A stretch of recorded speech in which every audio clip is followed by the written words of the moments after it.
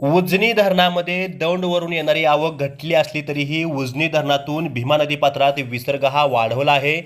तसेच वीर धरणाचाही विसर्ग मोठ्या प्रमाणावरती कमी केला आहे. नमस्कार, महाराष्ट्र माझा न्यूजमध्ये आपलं सर्वांचं स्वागत आहे.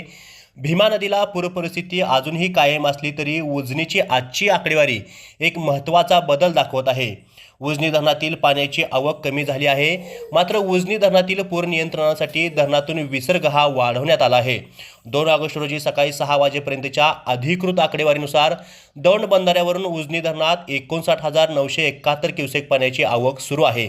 विशेष म्हणजे काल सायंकाळी ही आवक 92,456 क्युसेक होती. म्हणजेच अवघ्या एका रात्रीमध्ये धरणाच्या अवकेमध्ये सुमारे 32,000 क्युसेकची घट झाली आहे. मात्र दुसरीकडे उजनी धरणाचा विसर्ग वाढवण्यात आला आहे. काल रात्री 81,600 क्युसेक असलेला विसर्ग आता 91,600 क्युसेक करण्यात आला आहे. म्हणजे आवक कमी होत असतानाही उजनी धरणातील पाणी पातळी नियंत्रित ठेवण्यासाठी प्रशासनाने आणखी 10,000 क्युसेक विसर्ग वाढवला आहे.